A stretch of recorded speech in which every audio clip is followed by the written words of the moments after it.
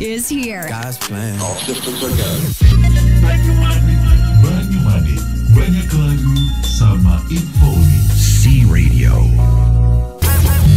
Stay tuned. Stay tuned. Stay tuned for entertainment. You are listening to C Radio. Hey, this is Lady Gaga.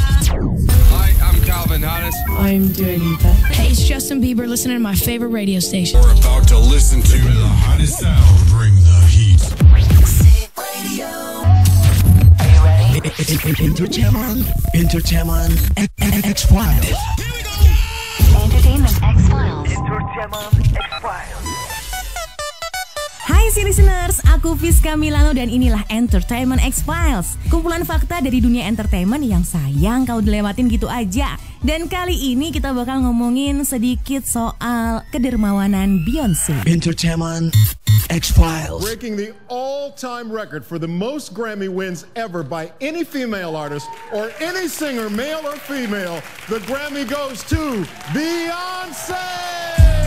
Siapa sih yang gak kenal Beyonce? Selain sukses sebagai penyanyi yang udah ngoleksi 28 Grammy Awards, cewek yang melejit pertama kali bareng Destiny Child ini juga dicintai publik karena kedermawanannya. She is something rare and special. In the world of divas and superstars, there is only one Beyonce. Dia bahkan beberapa kali nih dinobatkan sebagai artis yang paling murah hati. Salah satu donasi Beyonce yang paling diingat publik adalah saat dia mendonasikan semua honornya dari film Cadillac Record. It just was so inspiring. And actually, after I finished the movie, I made a completely different record after playing Etta James. She has so much passion and so much pain and vulnerability in her voice.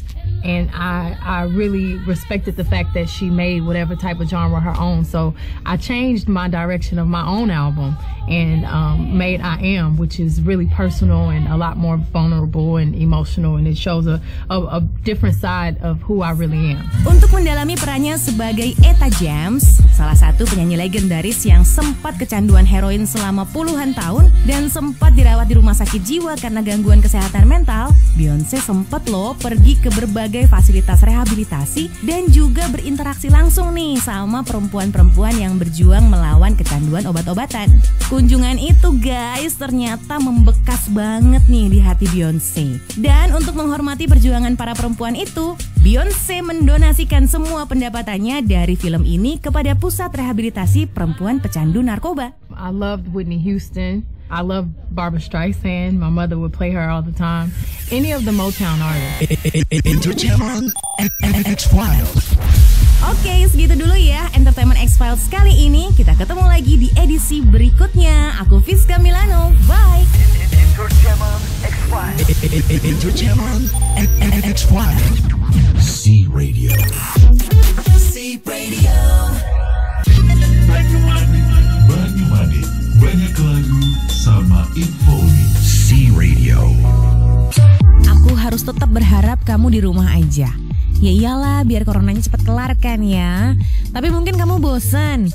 Jangan ya, dan kamu gak boleh bosan. Karena dengan kecanggihan teknologi dan internet, banyak banget yang bisa kamu lakuin buat ngisi waktu. Dan kamu jangan sampai kalah produktif dong sama orang-orang zaman dulu. Lah Fis, hubungannya apa sih?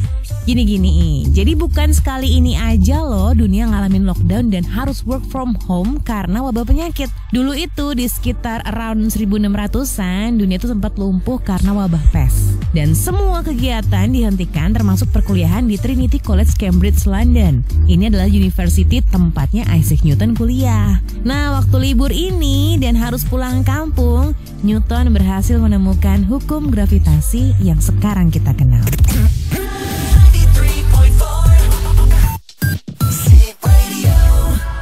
Stay tuned. Stay tuned. Stay tuned for more great music.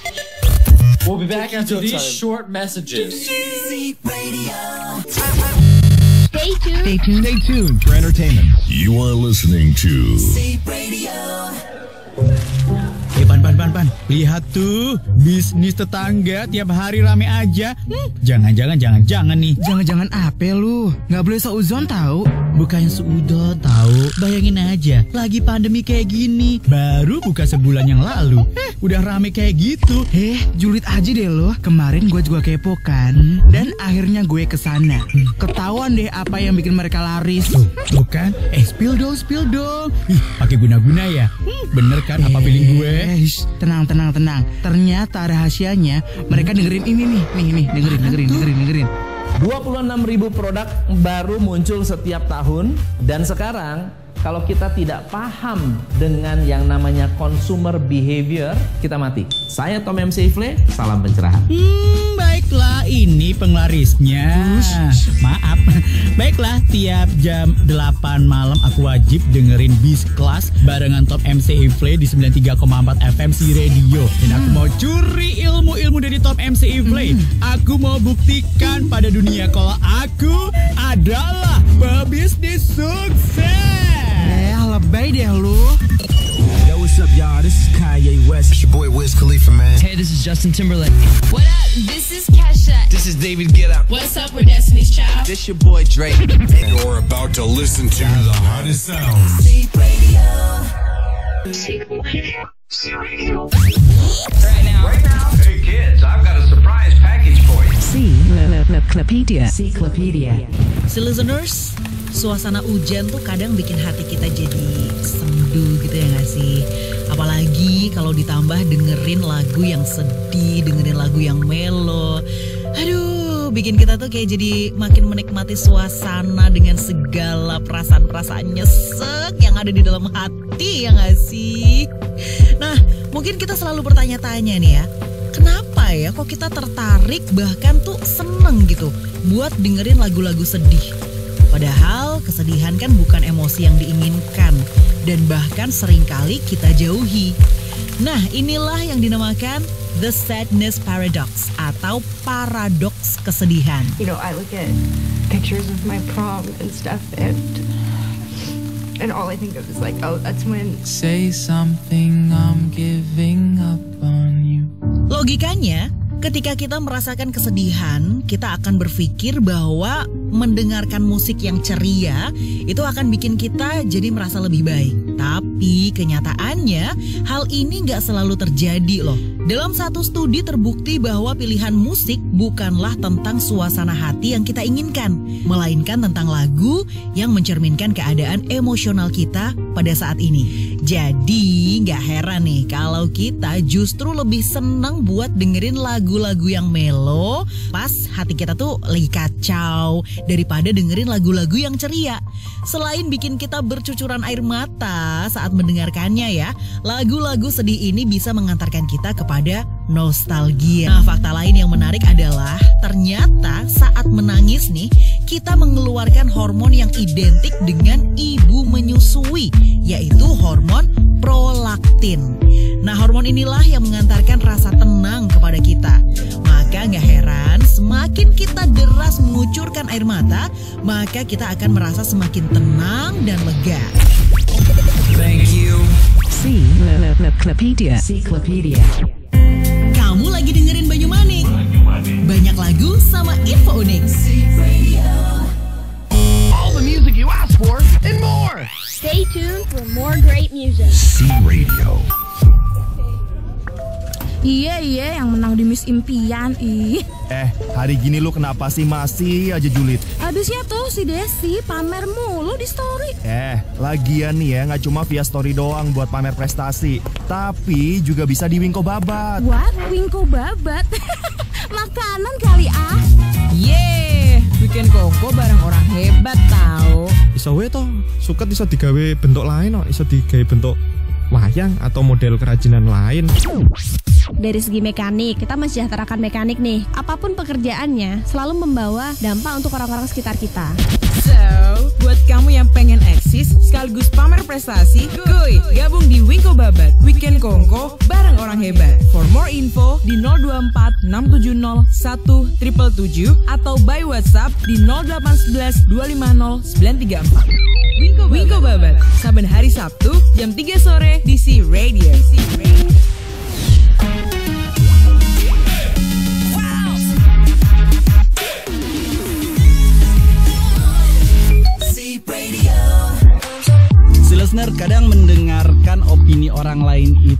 penting, terutama pada saat kita berhadapan dengan kasus-kasus tertentu yang itu emang perlu, let's say, diagnosa ahli, atau perlu second opinion, atau perlu like second apa ya, yang jelas inilah masukan-masukan gitu kan ya. Tapi nih ya, kalau kita terlalu mendengarkan kata dari orang lain, atau apapun juga yang dikatakan oleh orang lain lo terima, itu nggak baik juga, karena justru terlalu banyak informasi, terlalu banyak nasihat, terlalu banyak masukan, itu bakal bikin kita makinan bingung gitu, dan kayak aduh gue mesti ngapain gitu kan ya. Akhirnya sesuatu yang sebenarnya sudah tepat yang ingin kita lakukan malah jadi kemana-mana gitu. Sebenarnya gini, mendengarkan second opinion, mendengarkan opini orang lain itu bagus gitu kan ya. Tapi pada akhirnya yang jadi isu penting adalah dirimulah yang harus menentukan kemana arah yang ingin kamu tuju gitu. Second opinion is good, tapi pada akhirnya ikutin kata hati lo. Jangan terlalu dengerin orang lain, tapi jangan juga lo yang serta-merta gak dengerin gitu. Jadi kayak apa ya, semacam ambil masukan yang emang cocok buat lo. Kalau enggak ya udah, percayalah dengan diri lo sendiri.